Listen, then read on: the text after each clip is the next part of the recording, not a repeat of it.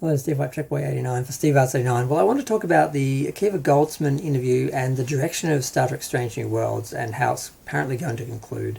Now, there wasn't much to promote Star Trek Strange New Worlds a couple of days ago, but now there's a whole bunch of interviews and I've separated done a video for each sort of category of thing.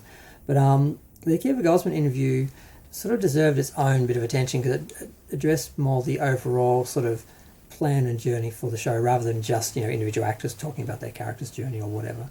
But he was saying that the series is going to end with Captain Kirk taking command of the Enterprise. Now we all sort of knew that was what they were going to do.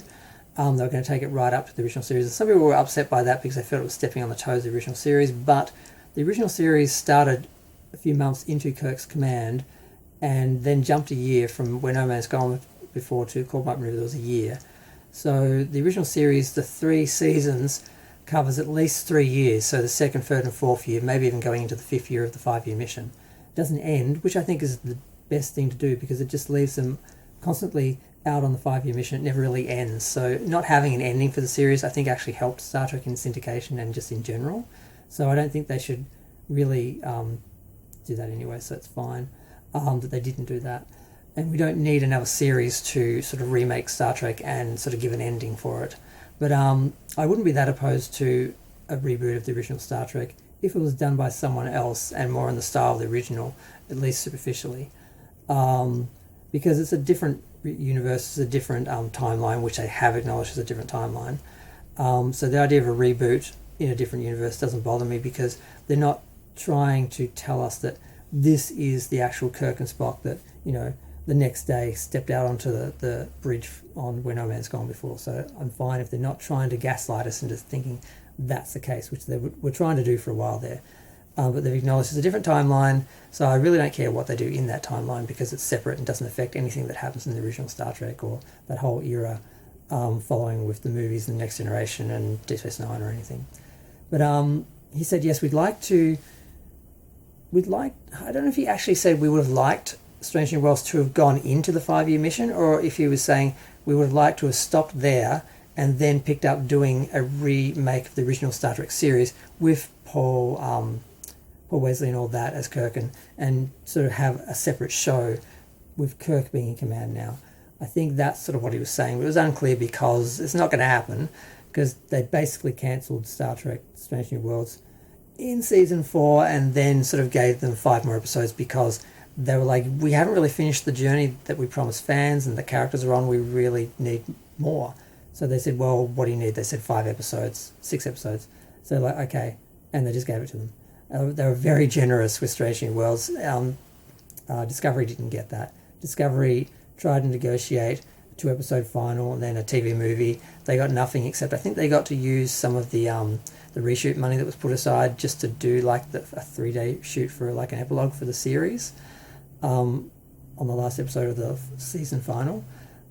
Strange New Worlds got treated a lot better than that. Probably better than it deserves because as much as it had a lot of promise to be a new sort of take on Star Trek, it basically just ended up being a parody. They seem to just be making the show for non-Star Trek fans who sort of have a vague awareness of Star Trek being this brightly coloured sort of campy series, which it was never camp, but people looking back at it without understanding production of the 60s, they just view it that way and they've just convinced themselves that it was camp when it never was.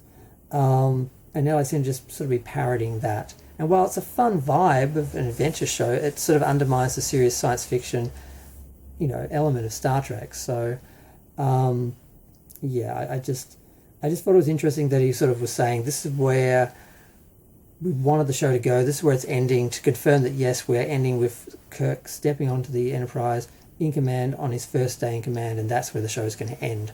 So that's going to be the last episode, because it also takes some of the anticipation out, because well, we know how it's going to end now, but we always sort of did, but not really. Once you actually confirm it, it's like, okay, it's sort of like underwhelming, like where they showed the first scene from the cliffhanger for the second season. I'm like, well, you left a cliffhanger so people had to come back, and now it's like, well, we know what happens, so there's no draw for that anymore. I don't know why they did that.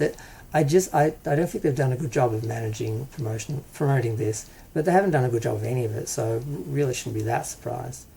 I really was excited when they were talking about doing the series, and I had a lot of hope for it being like the anti-Discovery, and you could have had Discovery for the non-Star Trek fans, and Strange New Worlds could have been for the Star Trek fans and gone back to the original science fiction sort of origins of the show, but they didn't. They just sort of made a parody of what they think people think the original series is. So yeah, so I just want to talk about that for a minute. And I don't mind the idea of rebooting the original Star Trek, as long as it's done, better than not done by the same people as Strange New Worlds. And it's a whole separate thing, not just continuing on Strange New Worlds into that 5-year mission, which is what they seem to be suggesting they could have done as a series or could do as a follow-up, because they're always trying to, they're grifters, they're always trying to sell the next project and hopefully trying to get some support or attention for it. But I'm going to go. Feel free to share, like, comment, subscribe, ding the bell, view the channel. Maybe you'll see some other videos you want to see, because YouTube certainly won't put them on your feed.